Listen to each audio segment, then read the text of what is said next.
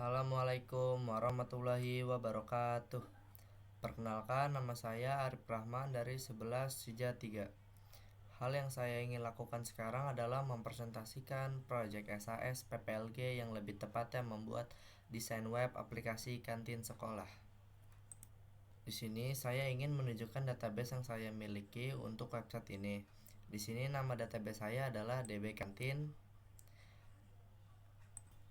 Dan untuk tabela ada orders, products, dan transaction. Pertama-tama kita ke tabel order. Di tabel order ada ID sebagai primary key, nama jajanan dengan tipe data varchar, nama pembeli dengan tipe data varchar, jumlah orderan dengan tipe data integer, harga dengan tipe data desimal, metode pembayaran dengan tipe data varchar. Yang kedua ada tabel products. Di sini ada ID sebagai primary key, ada nama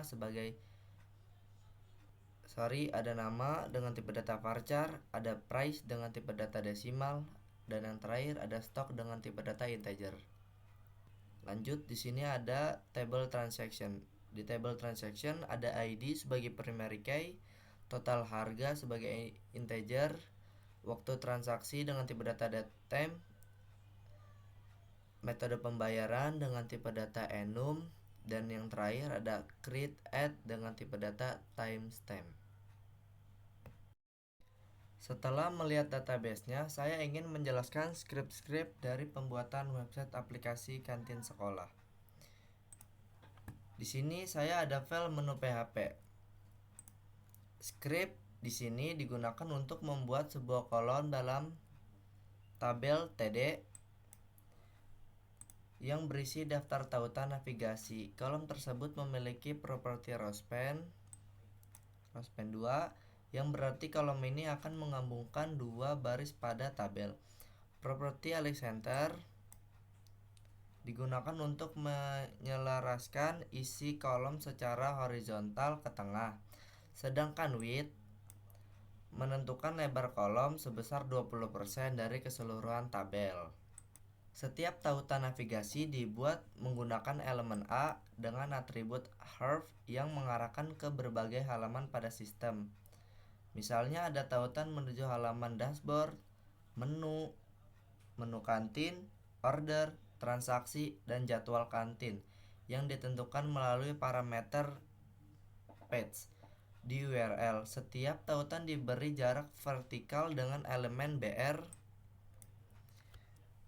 untuk membuat tampilan lebih rapi dan terpisah antar menu. Bagian ini biasanya digunakan dalam antarmuka sistem berbasis web untuk mempermudah pengguna dalam mengakses berbagai fitur aplikasi.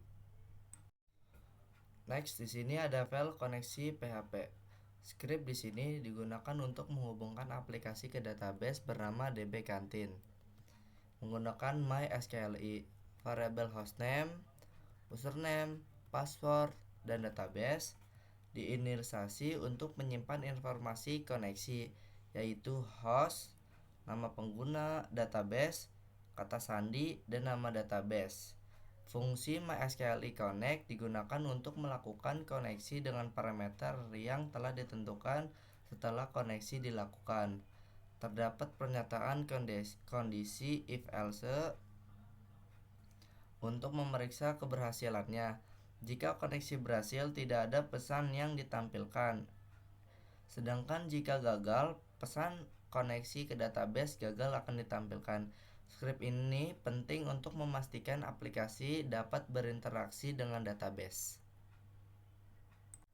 Next, di sini ada file index.php. Script di sini digunakan untuk menyusun halaman website secara modular dengan menggabungkan beberapa file eksternal menggunakan perintah include. File koneksi PHP memuat konfigurasi koneksi ke database, memastikan aplikasi dapat berkomunikasi dengan data.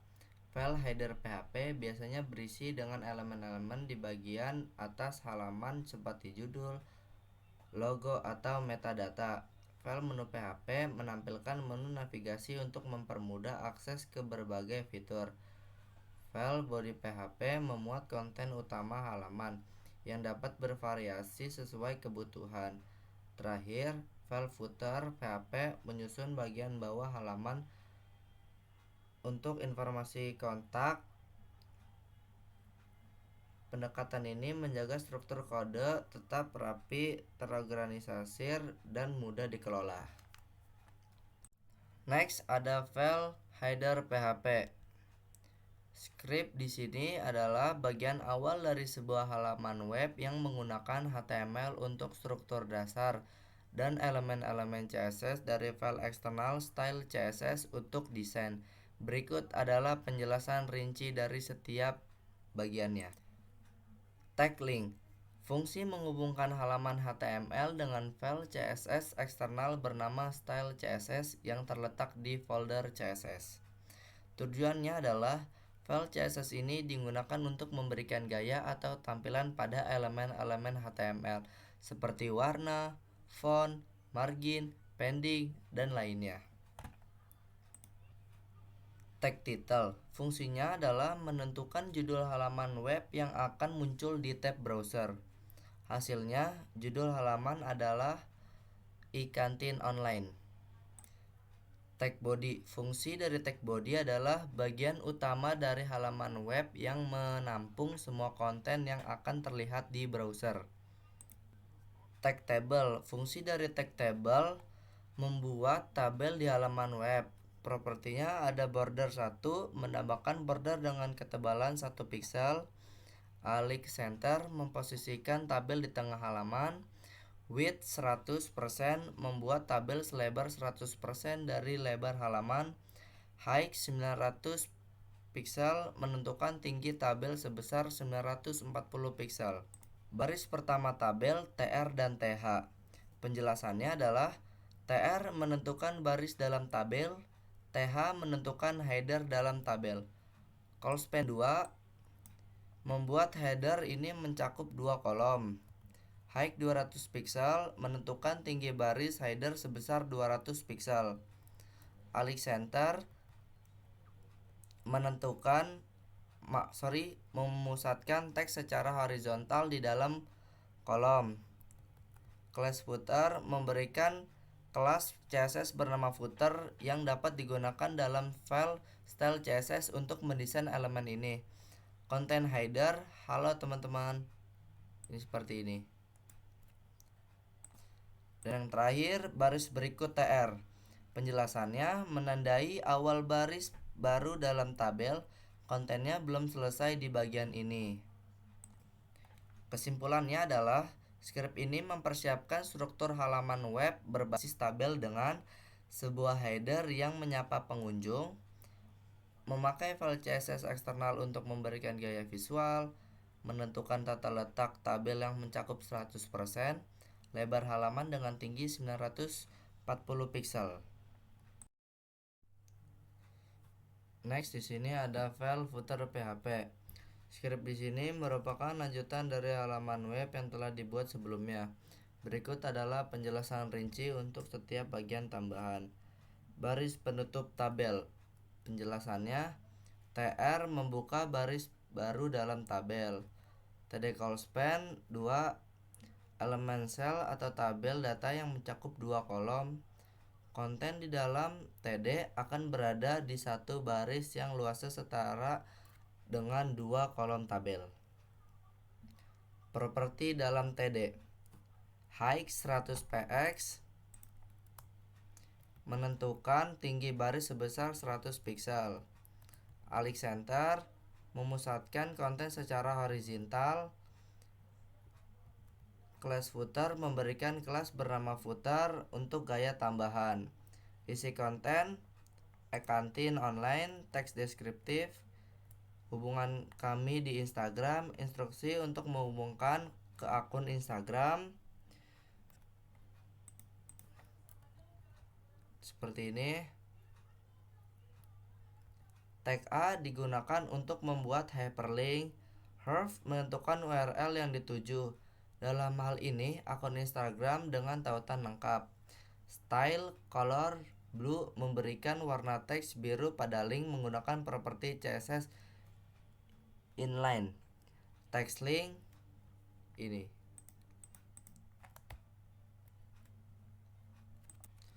Penutup elemen tabel. Menutup elemen tabel. Penutup halaman web. Penutup tag body dan HTML. Penjelasannya, body menutup elemen body yang merupakan akhir dari bagian utama konten halaman. Tag HTML menutup elemen HTML menunjukkan akhir dari dokumen HTML. Next, di sini ada file body PHP. Script di sini adalah berfungsi sebagai pengontrol alur halaman atau page controller untuk sebuah aplikasi berbasis web. Berikut adalah penjelasannya. Mendapatkan parameter page. Fungsinya mengambil nilai parameter page dari URL menggunakan metode get. Jika parameter page tidak ada variabel, page diberi nilai kosong. Struktur kondisional. Fungsinya menentukan halaman yang dimuat berdasarkan nilai page. Include menyisipkan file PHP lain untuk memuat konten halaman tertentu. Penjelasan untuk setiap kondisi. Page dashboard. Jika parameter page kosong atau bernilai dashboard, maka file content/dashboard PHP dimuat ini dianggap halaman utama atau default. Page menu kantin. Memuat file content/menu kantin PHP untuk halaman kantin. Page transaksi detail. Memuat file content/transaksi detail PHP untuk halaman detail transaksi. Page transaksi. Memuat file content/transaksi PHP untuk halaman transaksi utama. Page jadwal kantin. Memuat file content/jadwal kantin PHP untuk menampilkan jadwal kantin. Page order. Memuat file content/order PHP untuk menampilkan pemesanan. Penanganan jika halaman tidak ditemukan. Fungsinya menampilkan pesan menu tidak ditemukan jika nilai page tidak sesuai dengan kondisi yang didefinisikan. Mencegah kesalahan atau pemuatan halaman yang tidak valid. Kesimpulan dari script di sini adalah dasar dari sistem navigasi web berbasis PHP menggunakan parameter get. File konten yang sesuai dimuat secara dinamis, sementara halaman tak dikenal ditangani dengan pesan error sederhana. Oke, lanjut. Di sini ada folder konten yang dimana di dalam folder konten ini berisi file-file berikut. Yang pertama ada dashboard, yang kedua ada jadwal kantin, yang ketiga ada menu PHP, yang keempat ada order, dan yang terakhir ada transaksi. Pertama, di sini saya ingin menjelaskan dashboard PHP. Script di sini membuat halaman untuk aplikasi kantin online SMK Cibitung 1 menggunakan elemen HTML 5. Di bagian body, elemen header menampilkan judul "Selamat datang di kantin online SMK Cibitung 1". Bagian section kelas intro berisi paragraf yang memperkenalkan kantin online, menonjolkan hidangan lezat, pelayanan cepat, dan suasana nyaman. Paragraf tersebut juga mengajak pengunjung untuk menikmati pengalaman kebersamaan dan energi positif yang ditawarkan di kantin online ini. Next, di sini ada jadwal kantin PHP.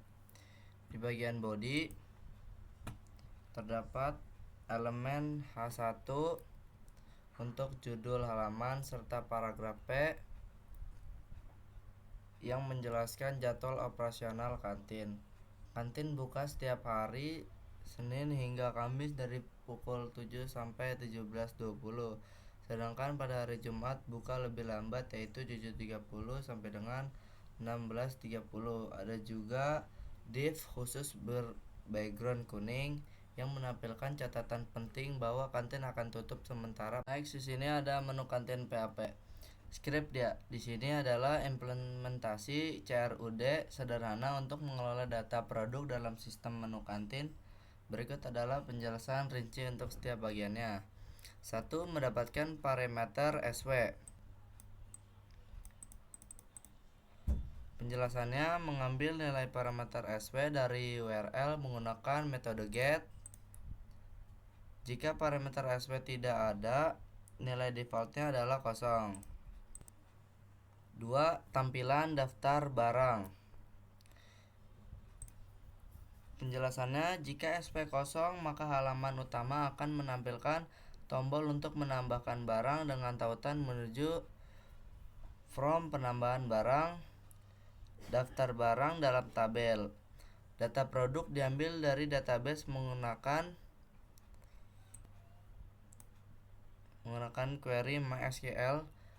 Ini setiap produk ditampilkan dalam tabel dengan informasi nomor, nama produk, stok, harga, opsi update dan delete. 3. Menambah barang. Penjelasannya menampilkan formulir untuk menambahkan barang baru dengan input nama produk, stok, dan harga.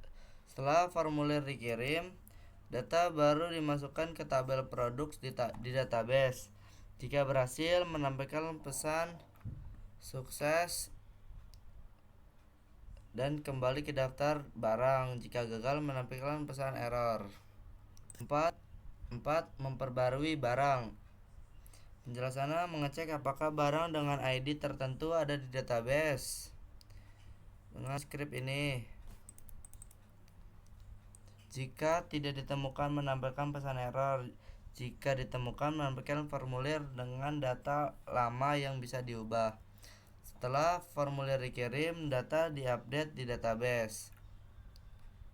5. Menghapus barang delete. Dengan script itu, penjelasannya menghapus produk berdasarkan ID yang diberikan di URL. Perintah SQL-nya delete from products where ID sama dengan variabel ID. Jika berhasil, langsung kembali ke daftar barang. 6. Fungsi tambahan keamanan data. SQL injection input dari formulir menggunakan MySQL real escape string dengan next. Di sini ada file order PHP. Script di sini merupakan sistem manajemen pesanan atau order dalam sebuah aplikasi kantin. Berikut adalah penjelasan rinci mengenai fungsi dan alur dalam script ini. 1. Mendapatkan parameter SW. Penjelasannya mengambil parameter SW dari URL menggunakan metode get. Parameter SW digunakan untuk menentukan fungsi apa yang akan dijalankan. 0 untuk menampilkan daftar order, add order untuk menambah pesanan, update untuk memperbarui pesanan, clear all untuk menghapus pesanan. Menampilkan daftar pesanan. Penjelasannya, tampilan daftar pesanan dalam tabel yang berisi nomor pesanan, nama makanan atau jajanan, nama pembeli, jumlah pesanan, harga total, metode pembayaran, opsi update atau delete, tombol tambahan, tambah order menuju from untuk menambah pesanan, menu kantin, tautan untuk menuju ke halaman menu, hapus semua orderan, menghapus semua data pesanan setelah konfirmasi. Ini scriptnya. 3. Menambah atau memperbarui pesanan. Else if SW add order, SW update. Ini scriptnya. Penjelasannya from dinamis. From ini memungkinkan pengguna untuk menambahkan beberapa jenis makanan sekaligus dalam satu pesanan.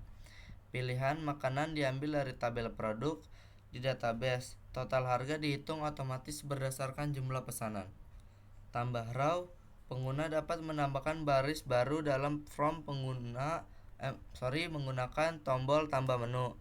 Update data. Jika parameter SW adalah update, data lama akan ditampilkan dalam from sehingga bisa diubah. Proses submit from. Ini scriptnya.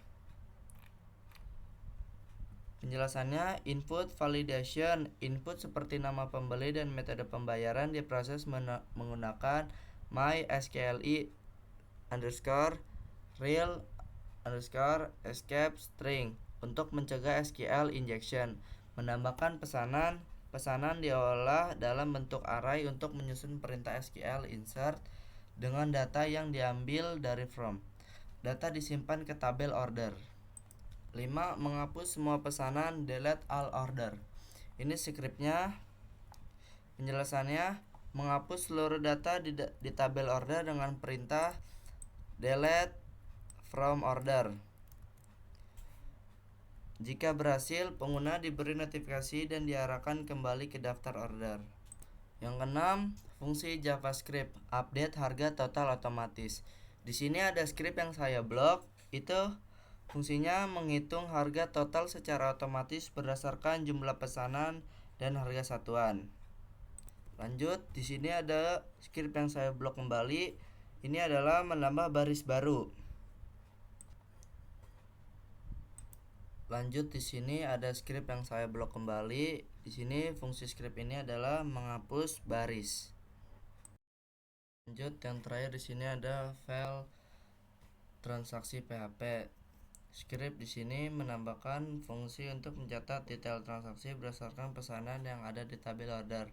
Berikut adalah penjelasan rinci tentang alur dan fungsionalitas script ini. 1. Inisialisasi dan pengambilan data pesanan. Script yang saya blok ini penjelasannya: 1. Data pesanan diambil dari tabel order. 2. Total harga dihitung dengan menjumlahkan kolom harga dari pesanannya. 3. Metode pembayaran diambil dari salah satu pesanan atau diasumsikan sama untuk pesanan. Yang keempat, data pesanan disimpan dalam array order untuk digunakan pada proses berikutnya. 2. Penyimpanan transaksi ke tabel transaction. Script yang saya blok ini penjelasannya: 1. Jika ada pesanan, maka data transaksi atau total harga, waktu transaksi, metode pembayaran disimpan ke tabel transaction. 2. Setelah transaksi berhasil disimpan, semua data pesanan di tabel order dihapus. 3. Jika terjadi kegagalan dalam menyimpan transaksi, pengguna diberikan notifikasi dan diarahkan kembali ke halaman order. 3. Di sini ada script yang saya blok kembali. Penjelasannya: menampilkan rincian transaksi dalam bentuk tabel termaksud daftar pesanan, total harga, waktu transaksi, metode pembayaran. Detail ini diambil dari data yang telah diproses sebelumnya. 4. Pesan konfirmasi kepada pengguna. Script yang saya blok ini penjelasannya: jika ada pesanan, tampilkan pesan konfirmasi kepada pengguna termaksud nama pembeli, total harga, dan metode pembayaran. Jika tidak ada pesanan, tampilan pesan bahwa tidak ada pesanan yang diproses. 5. Tombol navigasi. Script yang saya blok ini mengarahkan pengguna kembali ke halaman daftar order setelah transaksi selesai. Ini hasil dari script-script yang saya tunjukkan tadi. Di sini ada dashboard, menu kantin, order, transaksi, dan jadwal kantin. Pertama kita ke dashboard. Di dashboard sini ada ucapan untuk pengguna. Di menu kantin itu ada menu-menu kantin. Misalnya kita tambahkan namanya tambah barang. Lalu kita ke menu order. Di sini ada navigation tambah order, menu kantin, atau hapus orderan. Di sini kita mau tambah orderan, pilih jajanan, misalnya kebab, jumlah orderan 3. Kita input nama pembeli, misalnya Arif, dari pembayarannya transfer, proses input. Di sini muncul, setelah itu konfirmasi pesanan muncul seperti ini. Lanjut, misalnya di sini cilok kita update, stoknya jadi 100. Sudah selesai diupdate, misalnya mau di delete, terhapus. Terima kasih sudah menonton.